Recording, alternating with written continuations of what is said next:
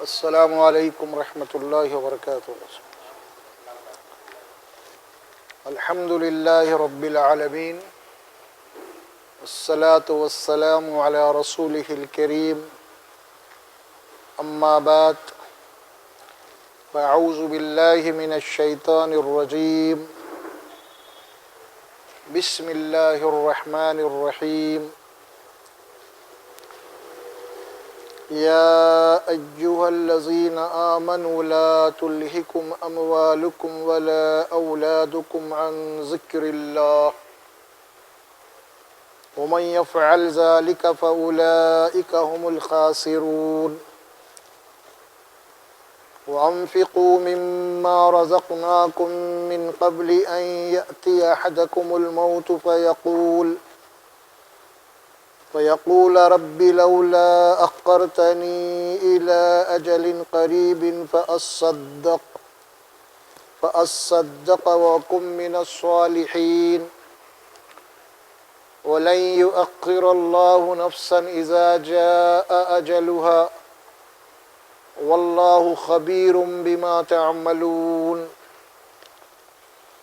صدق الله العظيم۔ قرآن مجید کا 28واں پارہ ہے، سورہ المنافقون کا آخری رکوع کے آیات مبارکہ ہیں جو پڑھی گئی ہیں۔ سورہ منافقون قرآن مجید کی سورت نمبر 63 ہے۔ سورہ منافقون مکی مدنی سورت ہے جو 2 رکوع اور 11 آیات کے اوپر مشتمل ہے۔ اس کے پہلے رکوع میں اللہ تبارک و تعالی منافقین کا ذکر کیا ہے، اور دوسرے رکوع میں اللہ سبحانہ و تعالی ایمان والوں کو مخاطب کیا ہے۔ اس اعتبار سے نفاق کیا ہے تھوڑا سا ایک سرسری نظر اس پہ ہم ڈال لیں گے، پھر اس کے بعد ایمان والوں کے متعلق اللہ نے جو احکامات دیے ہیں، جو ہدایت دی ہے، وہ بآسانی سمجھ میں آ سکتی ہے۔ اللہ کے نبی صلی اللہ علیہ وسلم مدینے میں جانے کے بعد منافقین سے سابقہ پڑا، اور مکے میں یہ بیماری نہیں تھی۔ مکے میں ایمان اور کفر دونوں بالکل کھلا ہوا تھا، لیکن یہاں پہ ایک تیسرا فریق پیدا ہو گیا منافقین کا، اور یہ منافقین زیادہ طور پہ اہل کتاب میں سے تھے، کیونکہ مدینے کے اندر یہود رہا کرتے تھے، قلعہ خیبر وغیرہ تاریخ میں جس کا ذکر ہمیں ملتا ہے۔ اور منافقین کا ان کا مقصد حیات جو تھا اس کو قرآن میں بہت ہی واضح انداز میں اللہ سبحانہ و تعالیٰ بتایا ہے۔ نفاق کے منافقین کے جو اوصاف ہیں، ایمان ہے، کفر ہے، شرک ہے، نفاق ہے۔ نفاق یا منافق کسے کہتے ہیں؟ ایمان تو وہ ہے کہ ایک آدمی دل کی سچائی کے ساتھ، پورے یقین کے ساتھ جو باتیں اللہ نے کہی اسے قبول کرے، جو اللہ نے کے نبی کے ذریعے سے ہم تک پہنچی ہے۔ کافر یہ ہے کہ وہ اس بات کا کھلے طور پہ انکار کر دیتے ہیں، ان کے سامنے جب بات آتی ہے، کافر یا مشرک۔ اب ایمان اور کفر کے درمیان میں ایک نفاق ہے۔ یہ نفاق کے معنی کیا ہے؟ منافق کسے کہتے ہیں؟ یعنی منافق تو زبان سے ایمان کا اقرار کرتا ہے، ایمان کا اقرار کرتا ہے منافق۔ یہ بات آ رہی ہے یہاں پہ، آیت شروع ہو رہی ہے سورت، اذا جاءک المنافقون قالوا نشهد انک لرسول اللہ۔ اے رسول صلی اللہ علیہ وسلم، یہ منافقین جب آپ کے پاس آتے ہیں تو اللہ کی قسمیں کھا کے کہتے ہیں کہ ہم گواہی دے رہے ہیں کہ آپ اللہ کے رسول ہیں۔ اللہ جواب دے رہا ہے کہ واللہ یعلم انک لرسول، اللہ جانتا ہے کہ آپ اللہ کے رسول ہیں، لیکن اللہ فرماتے ہیں واللہ یشہد ان المنافقین لکاذبون، اللہ اس بات کی گواہی دیتا ہے کہ منافقین جھوٹے ہیں۔ منافقین بھی وہ لفظ استعمال کیا کہ نشہد، ہم گواہی دیتے ہیں، اور اللہ فرماتے ہیں کہ اللہ کہتے ہیں کہ میں گواہی دیتا ہوں کہ یہ جھوٹے ہیں۔ بات ختم ہو گئی ہے، یہ جھوٹے ہیں۔ کس بات میں جھوٹے ہیں؟ اپنے دعوے ایمان میں جھوٹے ہیں، قسم جو کھا کے کہتے ہیں۔ اور قرآن مجید میں سورہ بقرہ میں بھی ان کا تذکرہ ہوا، سورہ نساء، سورہ توبہ، سورہ آل عمران، اس میں بھی ان کی تفصیلات آئی، اور مزید سورہ احزاب میں ان کی تفصیلات آئی، اور کیا کیا ان کی شرارت ہے ان کو بھی اللہ تبارک و تعالیٰ نے بتایا۔ تو بہرحال منافق اسے کہتے ہیں کہ جو زبان سے تو ایمان کا اقرار کرتا ہے لیکن دل میں اس کا ایمان نہیں ہوتا۔ یوں سمجھ لیجئے کہ اب آپ اس کا یقین نہیں ہوتا، بس ایک معاشرہ ہے، کلمہ پڑھا میں بھی کلمہ پڑھ لیا بس ختم، اس سے زیادہ اس کا ہمت اس کے پاس نہیں ہے۔ تو اللہ تبارک و تعالیٰ نے فرمایا کہ منافقین جھوٹے ہیں، اور اپنے ایمان کو ثابت کرنے کے لیے اسلام کے فرائض کے اوپر بھی عمل کرتے ہیں، ظاہری طور پہ نمازیں بھی پڑھتے ہیں، با جماعت پڑھتے تھے، اللہ کے نبی کی اقتداء میں امامت میں نمازیں پڑھا کرتے تھے، اور اللہ کے راستے میں کچھ خرچ بھی کرتے مگر کراہیت کے ساتھ کرتے ہیں، قرآن میں اللہ فرماتے ہیں، اور اللہ کا ذکر کرتے مگر بہت تھوڑا، اور ان کے پیش نظر ہمیشہ دنیا ہوتی ہے، مفاد دنیا۔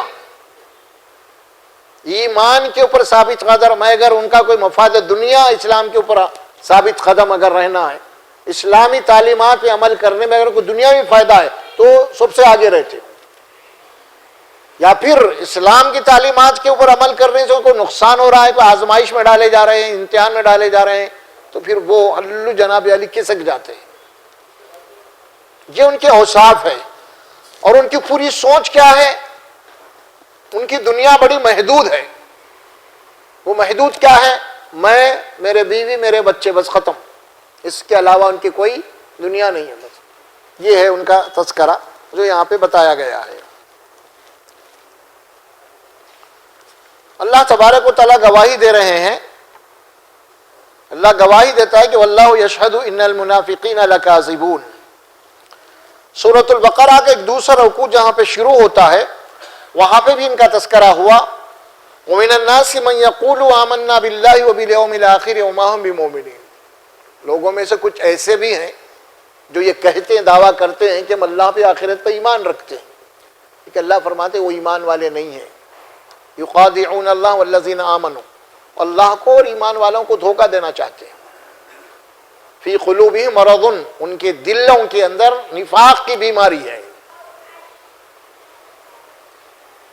اور فزادہم اللہ مرضا، اللہ نے اس بیماری کو اور بڑھا دیا ہے۔ وَلَهُمْ عَذَابٌ عَلِيمٌ بِمَا كَانُوا يَكْذِبُونَ، اور ان کے لیے دردناک عذاب ہے، تکلیف دینے والا، اس وجہ سے کہ دین کے معاملے میں جھوٹ بولتے ہیں، ایمان کے معاملے میں جھوٹ بولتے ہیں، لوگوں کو دھوکہ دیتے ہیں۔ ایک رکوع پورے کا پورا سورۃ البقرہ کا دوسرا ان کی تفصیل میں وہاں پہ آیا ہے، منافقین کے اوصاف کیا ہے۔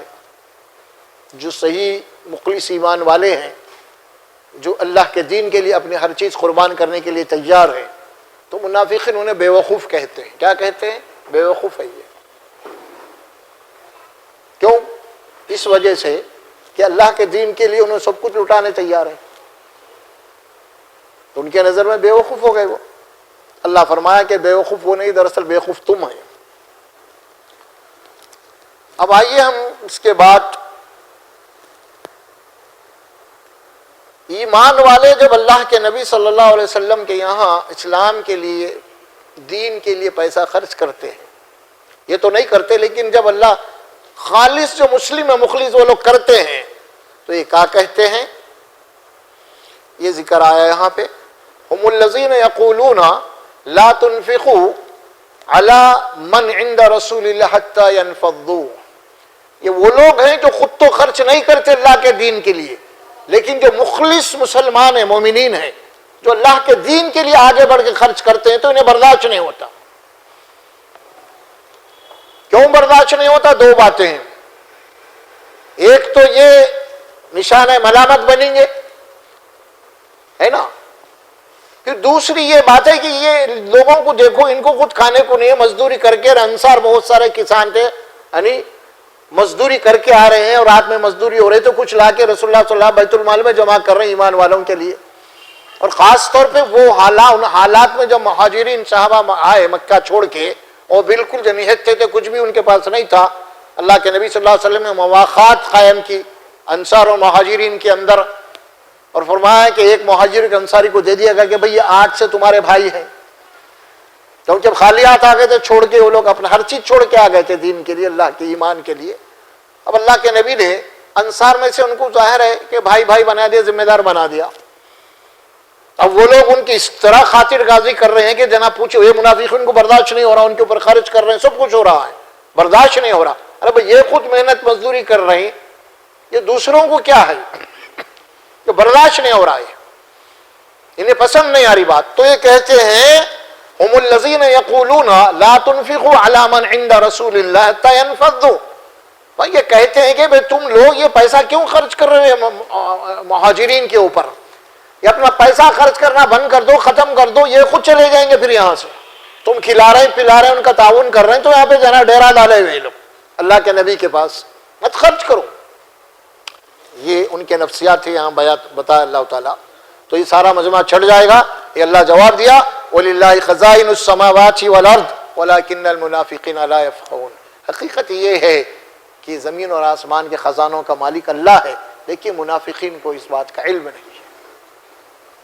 بتایا نا، بس یہ لوگ کچھ بھی نہیں خرچ کرتے، اور خرچ کرنے والوں دیکھتے ہیں تو ان کو برداشت نہیں ہوتا. ان کو ایک حسد قسم کا حسد ہوتا ہے دین کے معاملے میں خاص طور پہ.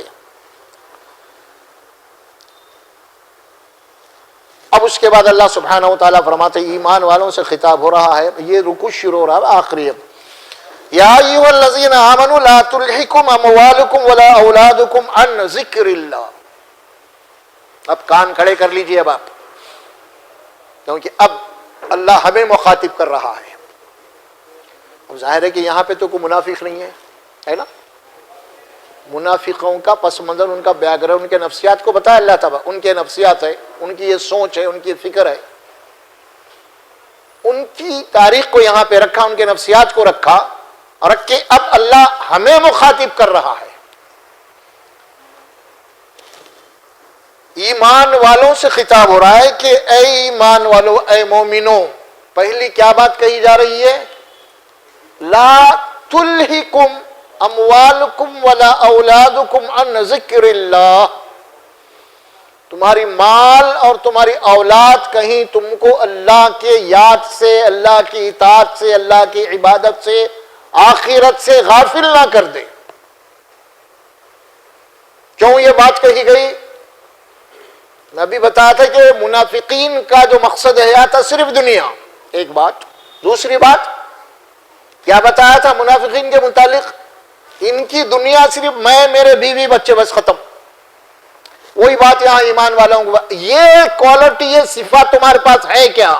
تو پھر نفاق کی بیماری کچھ حد تک ہے تمہارے پاس. اگر تم یہ سمجھ رہے کہ میں، میرا بیوی، میرے بچے، میرا مال، بس ختم، دوسروں کو مر رہا، کوئی بیمار ہے، کوئی پریشان ہے، کچھ جو کچھ اس سے میرا کوئی لینا دینا نہیں ہے. یہی سوچ تھی منافقین کی. اور یہاں پہ اللہ تبارک و تعالیٰ یہ بات خاص طور پہ فرما دیا لا تلہکم اموالکم ولا اولادکم عن ذکر اللہ. یہ ان ذکر اللہ کیا ہے؟ ذکر بولے تو ہمارے ذہن و دماغ میں فوری تصویر آ جاتی ہے، یا پھر وہ اثر کے بعد جو بیجا پڑھتے نا وہ آ جاتا. نہیں، ذکر بولے تو یہ نہیں ہے. ذکر اللہ قرآن مجید کا بہت بڑا وسیع لفظ ہے، یہ بہت وسیع ہے. قرآن مجید میں کثرت سے اس لفظ کو استعمال کیا گیا. اللہ خود قرآن کو ذکر فرمائے انا نحن نزلنا ذکر. قرآن ذکر ہے اللہ کی. نماز بھی ذکر ہے، اقم الصلاۃ لذکری. نماز میری یاد کے لیے قائم کرو. تو ذکر اللہ سے مراد کیا ہے؟ اللہ تبارک و تعالیٰ کے احکامات کو ہمیشہ یاد رکھنا ہے آپ کو. اللہ کے احکامات کو یاد رکھنا ہے. ذکر سے کہ لفظی معنی تو یہ ہے کہ یاد، کوئی چیز یاد آ جانا آپ کو، یاد کرنا. اب کیا یاد کرنا ہے آپ کو؟ اللہ نے جو احکامات دیے ہیں ان احکامات کو یاد رکھو اپنی زندگی میں، اس سے غافل مت ہو جاؤ. اگر تم ایسا کرو گے تو خسارہ ہوگا، تمہارا نقصان ہوگا. اے ایمان والو لا تلہکم اموالکم ولا اولادکم عن ذکر اللہ. یہ الفاظ جو ہے سورۃ تکاثر میں بھی آتے ہیں، الہاکم التکاثر حتی زرتم المقابر. الہاک لا تلہک، یہ حرف کیا وہاں کیا بات بتا دی گئی ہے؟ الہاکم التکاثر حتی زرتم المقابر. مال و دولت کی حرص نے، مال و دولت کی چاہت نے، مال و دولت کی کثرت نے تم کو اپنے انجام سے غافل کر دیا ہے. اور یہ مال و دولت کی حرص کبھی ختم نہیں ہو جاتے، تم ختم ہو جا کے خبروں میں چلے جاتے. مال و دولت کی حرص ختم نہیں ہوں گی لیکن تم ختم ہو جاؤ گے اور خبروں میں چلے جاؤ گے. وہاں وہ بات بتائی. اور یہاں انسان کے سب سے دو چیزیں بڑے محبوب ہیں نا. کیا محبوب ہے؟ ان کا ہی ذکر کیا ہے. کیا محبوب ہے؟ مال اولاد، ختم. اور کچھ اس سے زیادہ ہے؟ اور کوئی بھی اس سے زیادہ عزیز ہے آپ کو؟ ہے محبوب؟ اگر یہ دو چیزیں تمہارے پاس اگر محبوب ہیں، پھر اس کو تقابل میں اللہ پیش کیا. اگر یہ اللہ اور اس کے رسول سے زیادہ محبوب ہے پھر یہ، تو پھر یہ نفاق ہے، پھر یہ منافقین کی علامت ہے. فطری بات ہے مال و اولاد سے محبت کرنا، ایسا نہیں ہے، یہ فطری بات ہے، اللہ نے رکھی ہے اس کو. لیکن جہاں اللہ نے محبت رکھی ہے وہاں پہ اللہ نے آزمائش میں بھی رکھا ہے. دیکھیے اولاد ایک محبت ہے، لیکن مال بھی ایک محبت ہے. لیکن دونوں کے متعلق کیا الفاظ ہے قرآن کے اندر؟ انما اموالکم واولادکم فتنہ. یہ مال اور اولاد کی جو محبت ہے نا، اللہ کی طرف سے ایک بہت بڑی آزمائش ہے تمہارے لیے. یہ دو چیزیں، اور آدمی یہ دونوں چیزوں کے لیے زندگی کو پوری لٹا رہا ہے. اولاد کی اتنی محبت ہے کہ اپنے اولاد کے مستقبل اور فیوچر کے لیے اپنی ہر چیز کو قربان کر رہا باپ. حالانکہ اپنی اولاد کی کامیابی کے لیے، اپنی اولاد کی ترقی کے لیے اپنی زندگی کی بازی لگا دیا اس نے. لیکن اس کے باوجود بھی ہم دنیا میں یہ دیکھ رہے ہیں، ایک باپ اپنی اولاد کے لیے اپنی زندگی کو لگا دیا، جبکہ وہ باپ کو معلوم ہے کہ میں بوڑھا ہونے والا ہوں، کمزور ہونے والا ہوں، اس کے باوجود بھی کچھ نہیں رکھا، وہ اولاد کے لیے کرا. لیکن انجام یہ ہوا بعد میں کہ وہی اولاد اس کو پوچھ کے نہیں دیکھ رہی آج، جن کے لیے اپنی زندگی کی بازی ہار دیا ہو. اولاد کی جیت کے لیے اپنی ہار. اس کے بعد ہوا کیا؟ آپ دیکھ رہے ہیں دنیا کے اندر کیسے کیسے واقعات آپ کے سامنے پیش کر. لوگ بڑے بڑے اتنے اعلیٰ تعلیمات اپنے اولاد کو دی ایجوکیشن کے، پوچھئے مطلب آپ حالت کیا ہوا، کیا ہوئی؟ اعلیٰ ایجوکیشن اتنا دیے آپ کو چھوڑ کے نکل گئی. وہ کوئی لندن میں ہے، کوئی کینیڈا میں ہے، کوئی امریکہ میں ہے، وہی ماں باپ یہاں پڑے ہوئے. اس کا نتیجہ ہے اب پیسے بھیجتے ہیں انہوں، صرف پیسے نہیں ہوتے سب کچھ. پھر ایک الگ موضوع ہے یہ، ماں اور والدین کی کیا حقوق ہیں، اس پہ تفصیلی گفتگو کریں گے ہم کبھی انشاءاللہ. اصل بہت بڑی خلا یہاں پہ پیدا ہو گئی ماں باپ میں کے اندر میں، اولاد میں اور ماں باپ کے اندر. موجودہ ایجوکیشن ہے یہ، جہاں پہ اس کے بہت سارے فوائد ہیں اور وہاں پہ اس کے بہت بڑے سائیڈ ایفیکٹ بھی ہے، جس کے ہم دیکھ رہے ہیں. لوگ کئی ماں باپ بوڑھے ہو گئے، مر گئے، کو جناب علی کچھ ایجڈ ہوم کے اندر چلے گئے. سمجھ میں آ رہا؟ کوئی پرسان حال نہیں ہے ان کو، اتنا پڑھا اتنا لکھا کے بھی وہ تنہا پہ پڑے ہوئے. پھر وہ جاہل لوگ اچھے، مطلب میرا کہنے کا یہ کچھ نہیں پڑھا ہے لیکن تھوڑی بہت محنت مزدوری کر لے کے ماں باپ کی خدمت بھی کر لے رہے ہیں بچے، وہاں پہ وہ ہے. بہرحال تو مال اور اولاد یہ دونوں چیزیں انسان کی بہت پسندیدہ ہے، اور ان دونوں چیزوں کا نام لے کے فرمایا کہ یہ دو جو ہے کہیں تم کو یہ اللہ کی یاد سے، اللہ کی عبادت سے، اللہ کے ذکر سے اور آخرت سے تم کو غافل نہ کر دے۔ مال اور اولاد کے سلسلے میں قرآن بہت تفصیل سے اس کو جو ہے نا گائیڈ کیا ہے۔ ایک مقام پہ قرآن مجید میں آیت مبارکہ آتی ہے سورہ کہف کے اندر، المال والبنون زینت الحیات الدنیا، یہ مال یہ اولاد کیا ہے؟ دنیا کی زندگی کی رونق ہے صرف، اور کچھ بھی نہیں، صرف ایک رونق ہے۔ میرے بچے، میرا گھر، میرا مال، جیسا انسان کے بس خوش ہے اس کے اندر، پڑا ہوا انسان اور مزید اضافے کے چکر میں ہے۔ لیکن اللہ کیا فرماتے ہیں آگے چل کے؟ یہ تمہارے ساتھ آنے والے نہیں ہیں۔ یہ المال والبنون زینت الحیات الدنیا والباقیات الصالحات، اب لفظ کیا لایا؟ باقی کا لایا، یہ یہیں رہ جانے والی نہیں ہے، باقی جو ہے وہ تمہارے عمل الصالحات ہے، وہ تمہارے کام میں آئیں گے۔ باقیات الصالحات خیر عند ربک ثوابا و خیر عملا، ثواب کے اعتبار سے، اجر کے اعتبار سے اور آرزو اور تمنا کے اعتبار سے بھی یہی چیزیں ہیں اصل والباقیات الصالحات۔ باقی یہ چیزیں ایک دوسرے مقام پہ فرمایا اللہ سورہ شعراء میں، یوم لا ينفع مال ولا بنون، وہ جو قیامت والا دن ہے، اس دن نہ تو تمہاری اولاد تمہارے کام آنے والی ہے، نہ تو تمہارا مال تمہارے کام میں آنے والا ہے۔ یہ ساری چیزیں اللہ تبارک و تعالیٰ کیوں فرما رہا ہے؟ کھول کھول کے فرما رہا ہے تاکہ انسان، ہر انسان اپنی تیاری خود کر لے، ہے نا، اپنی تیاری خود کر لے۔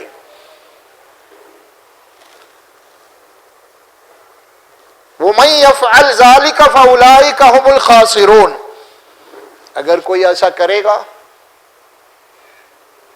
مال و اولاد کے پیچھے پڑ کے اپنی آخرت کو بھول جائے گا، غفلت برتے گا۔ دیکھیے مال کو اللہ نے کیا فرمایا قرآن میں؟ اپنا فضل فرمایا ہے۔ اولاد بھی اللہ کی نعمت ہے، یہ دونوں بھی چیزیں ہیں۔ آپ اس مال کے ذریعے سے آخرت بھی بنا سکتے ہیں۔ حدیث شریف میں کیا بات آئی؟ انسان مر جاتا ہے، اس کا انتقال ہو جاتا ہے تو سارے اس کے فائل بند ہو جاتی ہے اعمال نامے، لیکن تین چیزیں باقی رہتی ہیں اس کی، صدقۃ جاریہ، صدقہ جاریہ، تین باتیں اس میں بتا دی گئی ہے، او علم ینفع او ولد صالح یدعو له۔ صدقہ جاریہ سے مراد یہ ہے ایک آدمی کو نیک کام کرا، اچھا کام کر دیا، خدمت خلق کا کام کیا ہے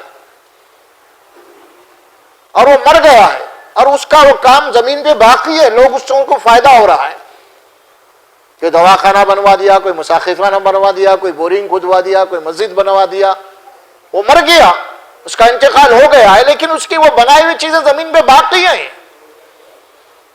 تو اللہ کے نبی نے فرمایا کہ جب تک زمین پہ وہ چیزیں باقی ہیں، لوگ اس سے فائدہ اٹھاتے رہیں گے تو برابر اس کا اجر مرنے کے بعد بھی اس کو ملتا رہے گا۔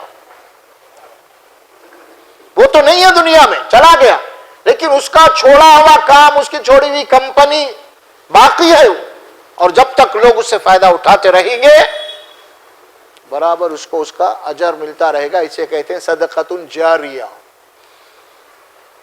یا علم، کوئی ایسا علم چھوڑا جس سے انسانوں کو فائدہ ہو رہا ہے۔ وہ دین کا علم بھی ہو سکتا ہے، دنیا کا بھی علم ہو سکتا ہے، یہ نہیں کہ صرف کوئی حافظ بنا دیا، قاری بنا دیا، نہیں، کوئی ڈاکٹر بنا دیا، کسی کو مدد کیا، ایک بچے کی صلاحیت بہت تھی، اس کے پاس آگے بڑھ رہا تھا، لیکن پیسوں کی وجہ سے جناب علی وہ اس کو ایڈمیشن نہیں مل سکا، بہت ساری باتیں ہو سکتی ہیں ایسے، اگر اس کی مدد کرا، بہت ساری ایسی چیزیں ہیں۔ اور لوگ جب تک وہ علم سے فائدہ اٹھاتے رہیں گے اس کو ثواب ملتے رہے گا. وہ تو نہیں ہے لیکن جو لوگوں کی مدد کیا تھا، جو علم چھوڑا تھا، اس سے لوگ فائدہ اٹھا رہے ہیں، اس کا اجر ملتے رہے گا اس کو. اسے کہتے ہیں صدقہ جاریہ. تیسری بات فرمائیے اور ولد صالح یدعو لہ، یا ایسی نیک اولاد چھوڑی. ولد صالح، خالی نہیں پیدا کر دیے چھوڑ دیے نہیں، یہ میرا بیٹا ہے، اس کی تربیت کرے آپ، اس کو نیک بنائے، صالح بنائے اسے آپ. آپ کا بیٹا جب بھی دعا کریں گا آپ کے لیے، اللہ اس کی دعا کو قبول کریں گا باپ کے حق میں، ماں باپ کے حق میں. کیوں ماں باپ کی پوری محنت ہے اس کو نیک بنانے میں.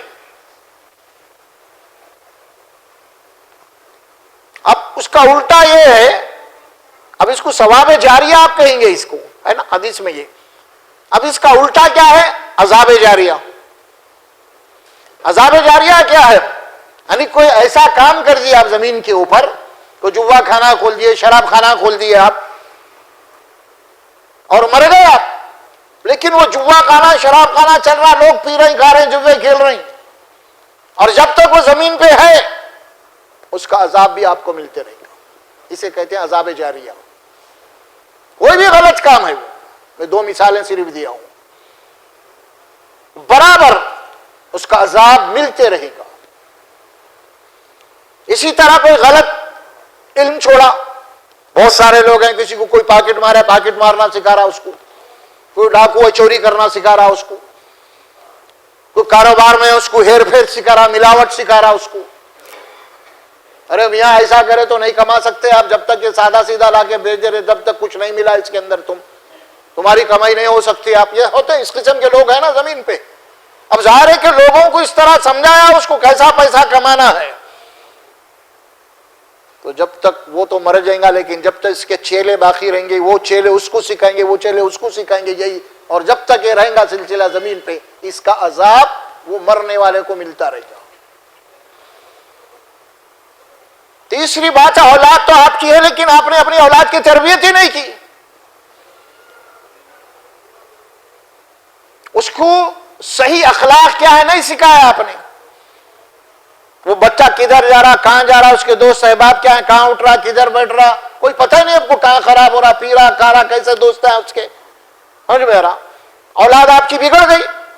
آپ کبھی بھی کوشش نہیں کہ اپنی اولاد کے اوپر، تو پھر آپ مر جائیں گے والد صاحب، اور بیٹا جو بھی برا عمل کرے گا عذاب جاریہ بیٹے کا باپ کو ملے گا. عذاب جاریہ یہ ہے. دیکھیے اصل حدیث شریف میں جو بات بتا دی گئی ہے نا، اس کو سمجھنا ہے. ہم یہ سمجھ رہے ہیں کہ بس ہم تو مر گئے، اس کے بعد نہیں. آپ مرنے کے بعد بھی آپ کی اچھائی برائی دو ملتے رہیں گے. اور اس کو قرآن میں اللہ تعالیٰ سورہ یاسین میں بتا دیا ہے، اِنَّا نَحْنُ نُحْيِي الْمَوْتَ وَنَكْتُبُ مَا قَدَّمُوا وَآثَارَهُمْ. بے شک ہم ہی مردوں کو زندہ کرنے والے ہیں، اور ہم کیا کر رہے ہیں معلوم؟ وَنَكْتُبُ مَا قَدَّمُوا وَآثَارَهُمْ. جو کچھ بھی تم دنیا میں رہے تھے اچھے کام کر کے آگے بھیجے، ہم اس کو بھی لکھ رہے ہیں، اس کا بھی حساب رکھ رہے ہیں. وہ آثارہم، اور جو کچھ تم چھوڑ کے آئے ان کے اثرات، اور وہ اثرات جب تک باقی ہیں اس کو بھی ہم لکھ رہے ہیں کیا ہو رہا ہے. وہ بھی تم کو اس کا ثواب یا اجر یا عذاب ملنے والا ہے. تو اس کو ذہن میں رکھنا چاہیے کہ اولاد اسی لیے کے اعتبار سے فتنہ بھی ہے، آزمائش بھی ہے. مال فتنہ بھی ہے، آزمائش بھی ہے. مال اللہ کا فضل بھی ہے. یہ فضل کب ہے؟ جب اللہ کے فضل میں اس کو خرچ کریں گے آپ. اللہ کا فضل حاصل کرنے کے لیے جو اللہ نے آپ کو مال دیا ہے، یعنی وہ کام کریں گے خیر کے آپ جو اللہ کے فضل تلاش کرنے کے، تو یہ مال بھی فضل ہوگا. نہیں تو پھر یہ مال خود آپ کے لیے، اللہ نے مال قارون کو بھی دیا تھا، تو کہاں خرچ کیا قارون نے؟ آج لوگوں کو مال اللہ بہت سارے لوگوں کو دیا، اپنا مال کھا کر کہاں پہ خرچ کر رہے ہیں لوگ؟ دعوتوں میں، ولیموں میں، ضرورت مندوں پہ نہیں کر رہے ہیں، ضرورت پہ نہیں کر رہے ہیں، اسراف کر رہے ہیں، اڑا رہے ہیں. بس بھیجا جو ان کو اللہ نے دیا ہے، تو اللہ کے فضل کو یہ لوگ نافرمانی میں استعمال کر رہے ہیں. اس کا اجر تو ملے گا آپ کو، عذاب تو. یہ سیدھی بات ہے جو اللہ سبحانہ و تعالیٰ اس کو بہت زیادہ آپ کو دماغ لگانے کی ضرورت ہے، آسانی سے یہ باتیں سمجھ میں آ جا سکتی ہیں آپ کو. تو اللہ تبارک و تعالیٰ ایمان والوں کو مخاطب کر کے جو بات فرمائی ہے، یا ایھا الذین آمنوا لا تلہکم اموالکم ولا اولادکم عن ذکر اللہ. اللہ کا ذکر تو ایک ہے ابھی بتایا، اور دوسرا ذکر اس میں ہم کو سنت رسول اللہ میں جو ملتا ہے وہ کیا ہے، جو ہم کو اللہ کے نبی سکھائے سنت رسول اللہ میں. وہ ذکر کیا ہے؟ چلتے اٹھتے بیٹھتے اللہ کا ذکر کرنا ہے. چلتے اٹھتے بیٹھتے بولے تو وہ تسبیح نہیں ہے، ذہن سے نکال دو آپ اس کو پہلے. چلتے اٹھتے بیٹھتے تو آپ کو ذکر اللہ کیا سکھا اللہ کے نبی صلی اللہ علیہ وسلم؟ کوئی کام کرنا ہے تو انشاءاللہ یہ ذکر اللہ ہے. کوئی کام ہو گیا الحمدللہ یہ ذکر اللہ ہے. کیا بھائی؟ بیت الخلاء میں جانا ہے، جو دعائیں سکھائی گئی ہیں ذکر اللہ ہے. مسجد میں داخل ہو رہے ہیں جو دعائیں، یہ ذکر اللہ ہے. مسجد سے نکل رہے ہیں یہ ذکر اللہ ہے. سواری پہ بیٹھ رہے ہیں یہ ذکر اللہ جو دعائیں سکھائی گئی ہے. سمجھ میں؟ گھر سے نکل رہے ہیں جو دعائیں سکھائی گئی ہیں دعائیں پڑھ رہے ہیں، اب یہ ذکر اللہ ہے. یہ ہر حال میں پوری زندگی آپ سو رہے ہیں دعا پڑھ کے، یہ ذکر اللہ ہے. الذین یذکرون اللہ قیاما وقعودا وعلی جنوبہم، یہ وہ لوگ ہیں کھڑے اٹھے بیٹھے اللہ کو یاد کرتے ہیں ہمیشہ. تو مطلب ذکر اللہ کیا ہے؟ ہمیشہ اللہ کو اپنے آگے رکھنا، اللہ کی یاد ہمیشہ رہنا. اللہ نے جو احکامات دیے انابت للہ اسے کہتے ہیں. ذکر اللہ انسان کو اللہ سے جوڑتا ہے، اور اسی لیے بات فرمائی گئی قرآن مجید میں، یا ایھا الذین آمنوا اذکروا اللہ ذکرا کثیرا وسبحوہ بکرۃ واصیلا. ہم کہتے ہیں اللہ تھوڑا بہت یاد کر لینا بھائی، کا تھوڑا تو بھی یاد کر. اللہ کہ نہیں، ذکر کثیر کرو بولے اللہ. بہت اللہ کو یاد رکھو تم، کبھی کبھی نہیں. تھوڑا ہم جو کہتے ہیں نہیں، قرآن کا مطالبہ کثرت سے یاد رکھو، یعنی پوری زندگی صبح سے شام تک آپ کی ذکر اللہ ہے. جو بھی آپ کام کر رہے ہیں، آپ کاروبار کر رہے ہیں، پورا چانس ہے دھوکہ دینے کا، پورا چانس ہے ملاوٹ کرنے کا، لیکن اللہ کا ڈر آپ کے پاس ہے اور وہ کام نہیں کر رہے. ذکر اللہ ہے. آپ نے وہاں پہ اللہ کو یاد رکھا، وہاں پہ آپ نے اللہ کو یاد رکھا. کوئی پکڑنے والا نہیں ہے، کوئی پوچھنے والا نہیں ہے آپ کو، لیکن پھر بھی آپ بچے ہوئے ہیں. تو کیوں بچے ہوئے ہیں؟ اللہ کی یاد ہے، آخرت کا خوف ہے. یہ ذکر اللہ ہے. انسان کی پوری مومن کی زندگی پوری ذکر اللہ ہے. پوری نماز کے متعلق یہی بات فرمائی گئی، ان الصلاۃ تنہی عن الفحشاء والمنکر ولذکر اللہ اکبر. بے شک نماز وہ عبادت ہے جو آپ کو بے حیائی کے کاموں سے، برے کاموں سے روکتی ہے. نماز پڑھ کے برے کاموں سے اور بے حیائی کے کاموں سے رکنا یہ بہت بڑا ذکر ہے. الفاظ کو غور کرو آپ، ولا ذکر اللہ اکبر کیا ہے؟ یہ نماز ذکر ہے، لیکن اس سے بڑا ذکر یہ ہے کہ نماز کے بعد آپ اپنے کاروبار میں، اپنے معاملات میں اللہ کو یاد رکھنا، یہ بہت بڑا ذکر ہے. یہ وہ جو نماز تھی 15 منٹ 5 منٹ 20 منٹ کیا پڑھ کے آ گئے، اس کے بعد پوری اب جو بھی ہے، اب پھر ظہر سے اثر مغرب فلاں یہ بھی ایک نماز ہے کاروبار میں آپ کی. وہ نماز وہاں پہ حائل ہے، وہ نماز آپ کو روک رہی، وہ نماز آپ کو یاد دلا رہی. دیکھ ابھی نماز پڑھ کے آیا، ابھی دعا کر رہا سیدھے راستے کی ہدایت بول کے، اب یہ کیا ڈنڈی مار رہا، یہ کیا دھوکہ دے رہا بھائی. ہاں دعا کر کے آپ نکلے ہیں وہاں سے، پھر باہر آنے کے بعد کیا کر رہے ہیں آپ؟ پھر وہ اللہ کو بھلا دیا، آپ بھول گئے. وہ نماز آپ مسجد میں چھوڑ کے آ گئے. جیسا آج کل ٹوپیاں پہن رہے نا بھائی، مسجد میں ٹوپی رکھ لیے، مسجد میں نکل تو ٹوپی اتار کے آ جا رہے ہیں. ٹوپی نہیں اتار رہے، نماز اتار کے آ جا رہے ہیں.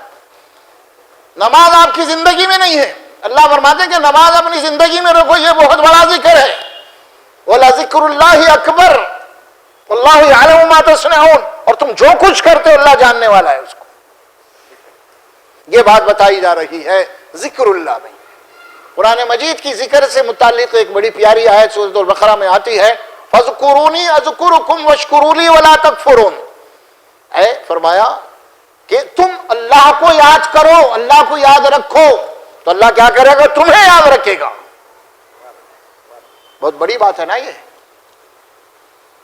بہت بڑی بات ہے. یہ تم اللہ کو یاد رکھو تو اللہ تمہیں یاد رکھے گا، معمولی بات نہیں ہے یہ. اور اللہ کو یاد رکھنا کیا ہے؟ اب دیکھیے آیت کے 4 جملے ہیں. یہ 2 جملے میں پڑھ کے سنا دیا آپ کو. فَاذْكُرُونِي ایک جملہ ہو گیا، تم مجھے یاد رکھو، اذکرکم میں تمہیں یاد رکھوں گا. یہ دو جملے ہو گئے. اب یہ دو جملے، تم مجھے یاد رکھو میں تمہیں یاد رکھوں، اس کی عملی شکل کیا ہے؟ آخری کے دو جملے ہیں. وہ آخری دو جملے کیا ہے؟ واشکروا لی ولا تکفرون. وضاحت ہو گئی ذکر کی. کیا ہے اس کے معنی؟ معنی یہ ہے کہ اللہ کو یاد کرنے کے معنی یہ ہے کہ تم میرا شکر ادا کرو، میری ناشکری مت کرو. یہ ذکر ہے. ہر حال میں اللہ کا شکر ہونا چاہیے. ہر حال میں، جس حال میں بھی آپ کو رکھا ہے، اللہ کی ذات سے کوئی شکایت نہیں. ان اللہ بالناس لرؤوف الرحیم. اللہ انسانوں کے اوپر بڑے ہی مہربان ہے. انسانوں کے اوپر اللہ تبارک و تعالیٰ کا بہت بڑا احسان ہے. اگر انسان کے اوپر کوئی برے حالات آ جاتے ہیں تو اللہ تبارک و تعالیٰ کی یہ تو ایک قسم کی آزمائش ہوتی ہے. بلکہ اللہ تبارک و تعالیٰ، کچھ کہنے والوں نے یہ بات بڑی پیاری بات کہی ہے، جس کے اوپر مصیبت آ رہی ہے اس کے اوپر وہ مصیبت بھی اس کو اللہ کا فضل ہے. وہ کیوں فضل ہے؟ ذرا دور ہو گیا تھا انہیں اللہ سے، اللہ اس کو مصیبت پریشانی کے سے اپنے قریب لا رہے ہیں. یہ اس کا طریقہ ہے، یہ اللہ کی سنت ہے. یہ جو قومیں، جو افراد اللہ تبارک و تعالیٰ کی یاد سے غافل ہو جاتی ہیں، دور ہو جاتی ہیں، اللہ ایسے حالات لا کے انہیں پھر اپنے قریب کرنا چاہتا ہے. تو یہ بھی ایک قسم کا اللہ کا فضل ہے. اسے شکایت نہیں چاہیے. یہ بات کہی جا رہی ہے کہ ذکر کیا ہے؟ واشکروا لی ولا تکفرون. تم میرا شکر ادا کرو اور میری ناشکری مت کرو. تو ذکر سے متعلق بہت ساری باتیں آتی ہیں. یہ اس سلسلے میں وہ ساری دعائیں ذکر اللہ میں شامل ہے، وہ سارے عبادات ذکر اللہ میں ہے. نماز اللہ کا ذکر ہے، روزہ اللہ کا ذکر ہے، تلاوت قرآن اللہ کا ذکر ہے، حج اور عمرے ساری عبادتیں اللہ کا ذکر ہے، ساری اطاعت اللہ کا ذکر ہے. اس بات کو اللہ کو یاد رکھو. وَمَن يَفْعَلْ ذَلِكَ فَأُولَٰئِكَ هُمُ الْخَاسِرُونَ. اور جو بھی اللہ کی یاد سے، اس کے ذکر سے غافل ہو جائے گا، اللہ تعالیٰ فائنل کر رہے ہیں اس بات کو. اب کون ہے وہ؟ پھر وہ ایسے ہی لوگ ہیں جو خسارہ پانے والے ہیں، نقصان اٹھائیں گے آخرت میں. فائنل کر دیا اس کو.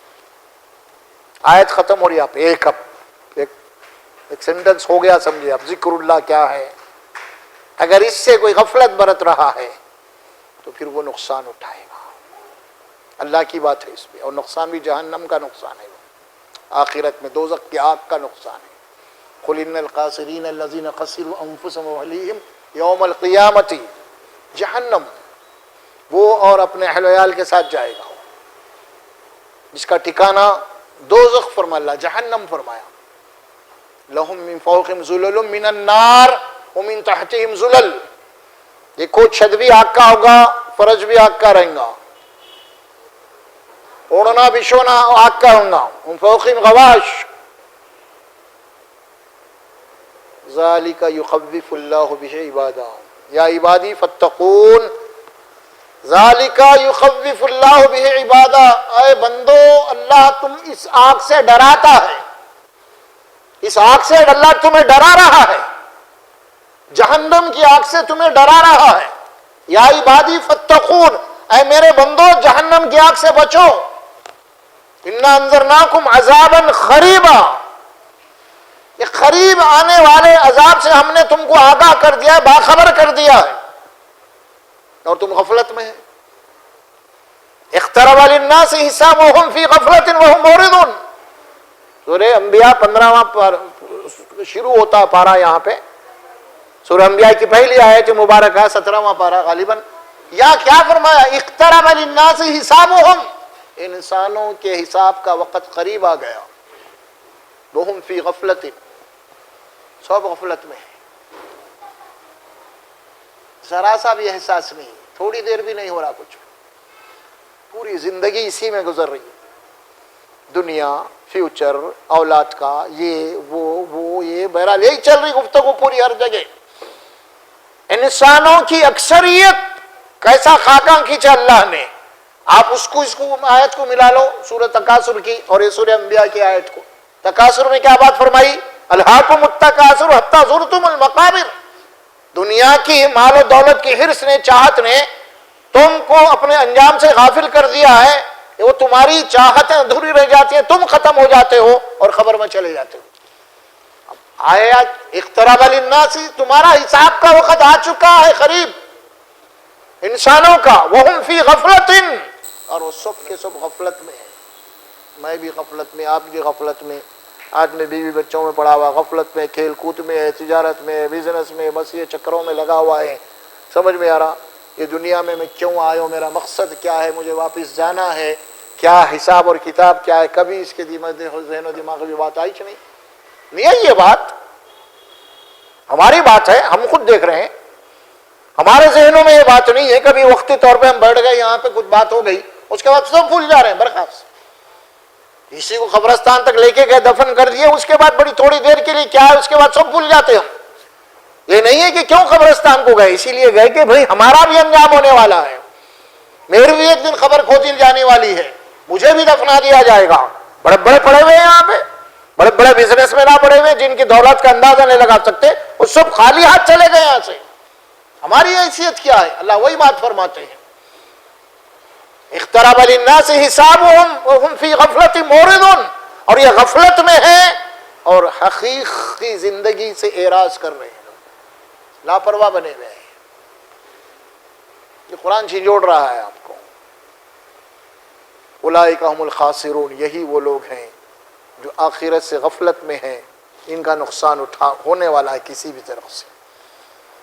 اب بات آ رہی ہے آگے چل کے، دیکھیں انفاق کی بات آ رہی ہے، پھر وہی منافقین کا ذکر آ رہا ہے جو پیچھے گزر چکی بات۔ منافقین کے پاس کیا بات تھی؟ مال کی محبت، دنیا کچھ بھی ہو جائے میرے مال میں سے خرچ نہیں ہونا۔ اللہ تعالیٰ ایمان والوں کو حکم دیا یہ صفت تمہارے پاس نہیں ہونی چاہیے۔ وَأَنفِقُوا مِمَّا رَزَقْنَاكُم مِّن قَبْلِ أَن يَأْتِيَ أَحَدَكُمُ الْمَوْتُ، اے ایمان والو، اے مومنو، جو کچھ بھی ہم نے تم کو دیا ہے اس میں سے خرچ کرو اللہ کے دین کے لیے، انسانوں کے اوپر جو کچھ بھی ہم نے دیا ہے۔ بات یہاں تک ختم نہیں ہوئی، اس کے بعد اللہ تعالیٰ دیکھیے اب الفاظ استعمال کرتے ہیں، انسان کے ذہن و دماغ کو کھول دیتے ہیں اللہ سبحانہ وتعالیٰ، کوئی شک باقی نہ رہے۔ کیا فرمایا اس کے بعد؟ خرچ کرو جو کچھ بھی ہم نے سے تم کو دیا ہے، من قبل ان یأتی احدکم الموت، اس سے پہلے کہ تم میں کسی کی موت آ جائے، یعنی موت سے پہلے تم اپنی تیاری کرو۔ انسان غفلت میں ہے، اعراض کر رہا ہے، موت کا لفظ استعمال کر اللہ سمجھا رہے ہیں، دیکھو موت کا کوئی وقت نہیں ہے، ہمیشہ تیار رہو۔ جو بھی تم کو مہلت ملی ہے غنیمت سمجھتے ہوئے اسے تم اللہ کے راستے میں استعمال کرو، اللہ کے دین کے لیے آپس میں ایک دوسرے کے اوپر۔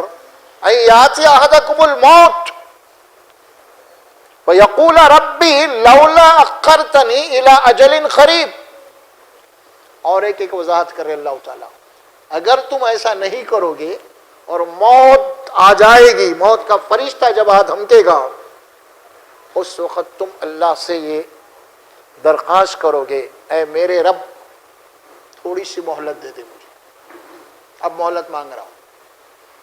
آ گیا اب جان پہ، فرشتہ آ گیا جان لینے، روح نکالنے کے لیے، اب اللہ سے کر رہا ہے، اے میرے رب تھوڑی سی مہلت۔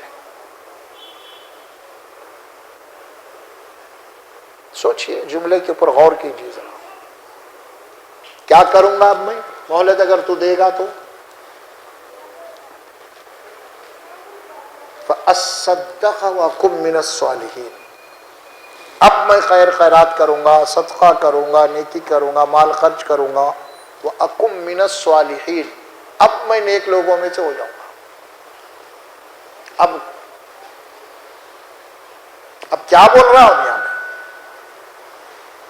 کیا کروں گا میں؟ اب خیر خیرات کروں گا، صدقہ کروں گا، مال خرچ کر کے اب نیک بنوں گا۔ یہ نہیں بول رہا ہے نہیں کہ میں نمازیں پڑھوں گا، نہیں بول رہا ہوں، بات کو ذرا غور کرنا ہے۔ بات مال پہ آ رہی، مال سے محبت ہے تم، اب محبت نہیں کروں گا مال سے، پورا مال لٹا دوں گا برا تیرے راستے میں. یہ اہم بات ہے، کیونکہ مال کے اوپر انسانوں کے حقوق تھے. نماز، روزہ، حج اللہ کا حق ہے، ہو سکتا ہے کہ اللہ معاف بھی کر دے، اللہ غفور نہیں. کہ یہ معاف نہیں ہوتا جو مال ہم نے تم کو دیا تھا، صاحب مال بنایا تھا، اس میں انسانوں کے حقوق تھے.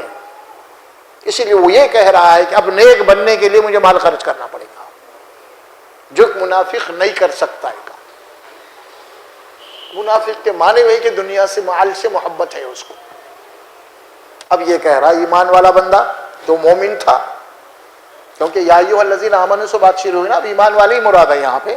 وہ کہہ رہے اب یہ ایمان والے تو تھے مگر کسی کا نہیں سوچے، بس ختم. اب ان لوگوں کے اوپر جب موت طاری ہوگی، وقت آئے گا تو اس کو یہ کریں گے، تھوڑی سی مہلت دے دیں. اللہ کیا جواب دے گا؟ وَلَن يُؤَخِّرَ اللَّهُ نَفْسًا إِذَا جَاءَ أَجَلُهَا.